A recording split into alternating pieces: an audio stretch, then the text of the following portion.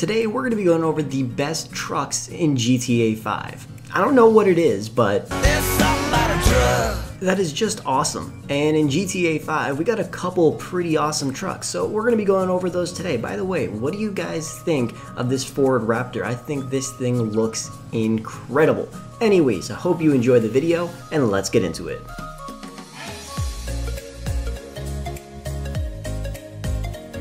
First up on this list, we have the Riada. By the way, none of these trucks are in order. They're just awesome trucks.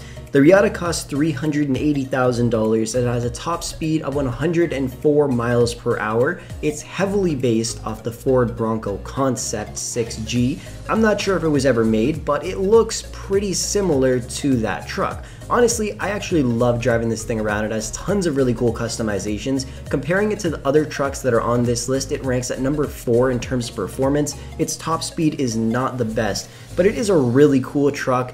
It's definitely not my favorite truck in the game, but I am a big fan of the Ford Bronco, so obviously I love this one in GTA 5. Rockstar did a great job at recreating it, and I'm sure a lot of you guys love it as well. For only 380 grand, you're getting a pretty decent vehicle that is really fun to go off-road with. Next up, we have the Karakara 4x4. This is one of my favorite trucks in GTA 5. And one thing you're going to see throughout this video is some of these vehicles will have F1 tires on them. That's because they look incredible. Because some of these vehicles will have fender flares, some of them won't, but the ones that do really give it that wide body look that we want. Because I know some vehicles in this game have fender flares, but they don't have the option for any kind of wide body or just spacers that you can even put in between the tires to make them stick out a little bit more. But with the F1s, it makes it look awesome. Anyways, the Karakara costs $875,000, which is pretty expensive, but you're buying a pretty good truck. It's not the best in terms of performance. On this list, it's rated 5th out of all of the trucks in this video, but honestly, I still think it's pretty great. Rockstar did an amazing job of recreating this. It looks incredible, and it's one of the many reasons why I love it. Next up, we have the best vehicle that you can off-road with in GTA 5, the Camacho. It's also my favorite off-roading vehicle. I use it all the time. I know some people think the trophy truck and the Desert Raid are also really good. Actually, they are. They practically tie with the Camacho in terms of its off-roading ability, but the Camacho is so much cheaper than those vehicles. It only costs $345,000, which is really good. In terms of performance against the other trucks on this list, the Camacho is number 1. Its top speed is 116 miles per hour. It handles really well, and for an off-road vehicle, the acceleration is pretty great too. It's literally the best off-roading truck in the game. It could climb up nearly 90-degree angles at the side of a mountain, which is awesome. It has tons of power, and it's a really cool looking vehicle. Tons of upgrades as well. I use it all the time, and it's really cheap, so I would definitely suggest buying it, especially if you live off-roading. Next up, we have the Sand King XL and the Sand King SWB. It's a pretty awesome truck from back in the day. It's not as hyped up anymore, but I think it's still pretty cool. You could find this specific vehicle, the XL version, sitting on the street nearly fully upgraded, which is pretty cool.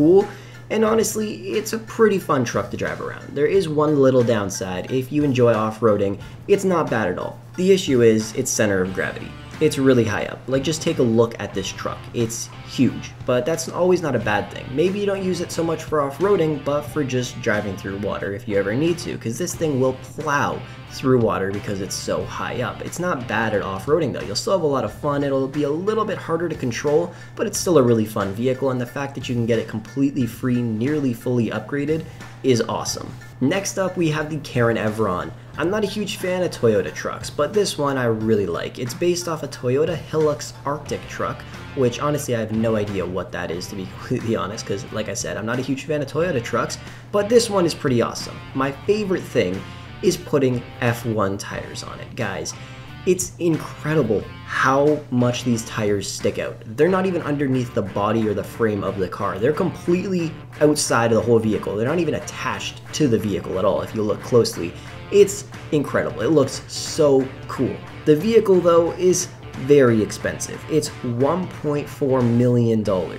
Honestly, on this list, in terms of performance, it's the second best. It has a top speed of 106 miles per hour. It's pretty simple to control, even though I did just crash right there.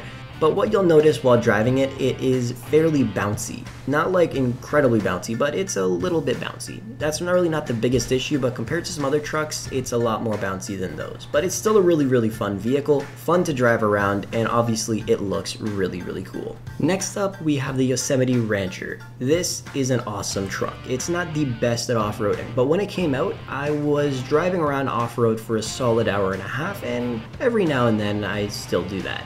I really like the look of this truck. It's based off of a Chevy C10 from back in the day, and honestly, this body styling is gorgeous. I'm a huge fan of it. I don't have a favorite in terms of trucks. I think a lot of them look really cool, but this body style looks awesome, and I know a lot of people agree with that.